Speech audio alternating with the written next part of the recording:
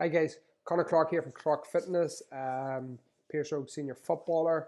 And what I'm going to do for you today here after chatting to our health and wellbeing officer, Declan McCauley, I'm going to run through a short presentation on how to keep yourself fit mentally and physically through lockdown in 5 simple steps. I'm not going to overburden you, I'm just going to keep it as simple as possible, okay? So without further ado, first thing that you need to know when you're starting anything in terms of your fitness journey, even life, business, you need to know why you're doing it and what you want to achieve, basically, all right? And I've used this with all the clients that I've worked with over my time as a coach, and it's finding out why they actually want to get started in terms of their fitness journey. Number one, why they want to do it, who they're doing it for. They're doing it for themselves, they're doing it for somebody else, or there's always an underlying reason of why people actually start, right? So I use a process called the 5 whys. You need to ask yourself why you want to start, right? Once you find out why you want to start, go to the next time, ask yourself again, why do you want to start? And then do it again, okay?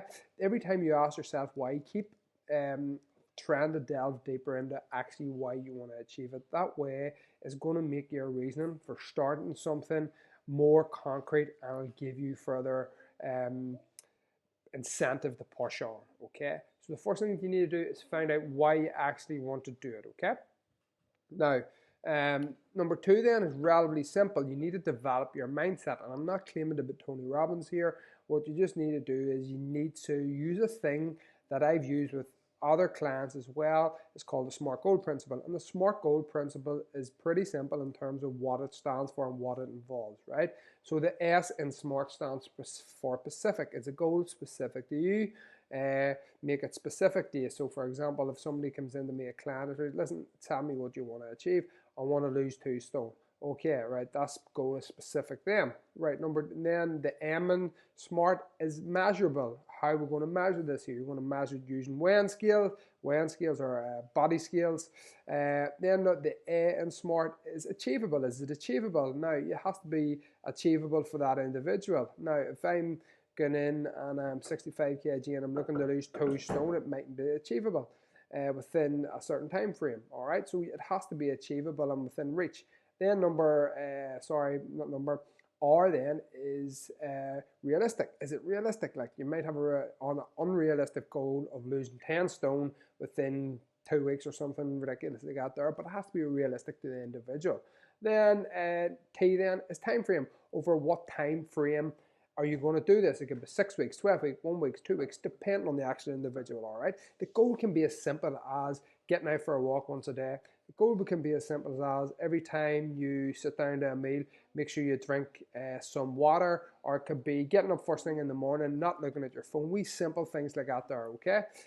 You have to also relax, and you have to surround yourself with positive people for this to positively impact you and the people around you as well. You know yourself, if you have people constantly pulling you down and they're not supporting you within your environment, it's going to have a negative impact on you rather, all right? Number 3 then is nutrition is key, right? Listen, you can't build a body or anything without quality nutrition. You can't think straight if you're not fuel in the actual engine, okay?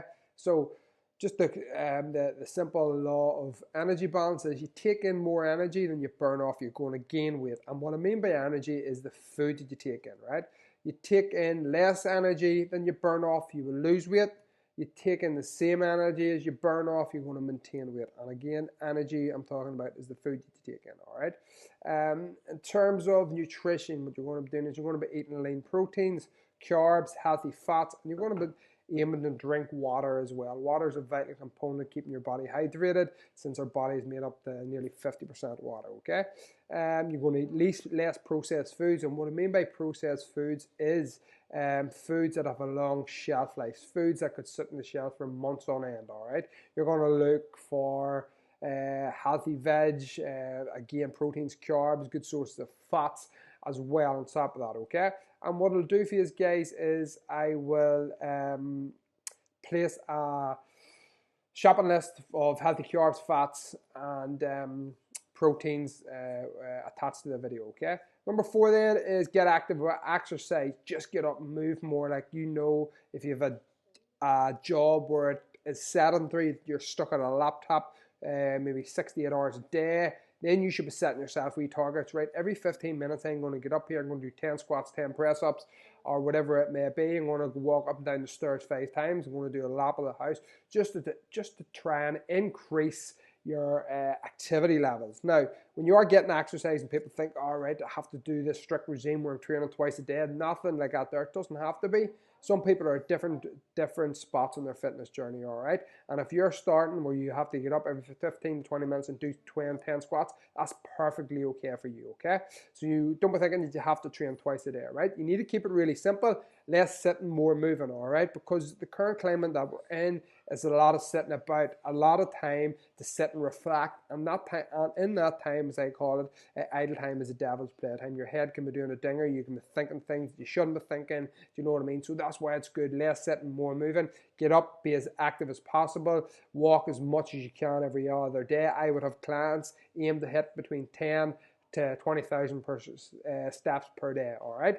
Just looking at maybe 5 to 10k walks, okay? And not alone are you expending energy there, you're getting a clear head, and it's a bit of time for yourself, especially if you're at home schooling or you're stuck in the house. Get that hour exercise in per day.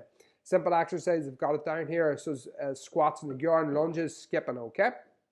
Number 5, right? Most people do not act on good information. See, if you apply this and you do it consistently, this will help you get fit and healthy without a shadow of a doubt, all right? So if you apply number 1, you apply 2, 3, 4, and 5, 6, you put them all together and you're doing this consistently, this will work for you, all right? It'll not alone help you, be fit mentally and physically, but if you're looking to lose a bit of weight as well, it will help you do that there as well, okay? But listen, dudes, that is all I have for you there. If you have any questions in regards any of this here in terms of how to keep yourself fit and healthy through lockdown, I'm going to be building another presentation which will be a spin-off to it, just give some feedback in regards to it, what you would like, what you need help with, and I'll be more than willing to help you out. Thank you.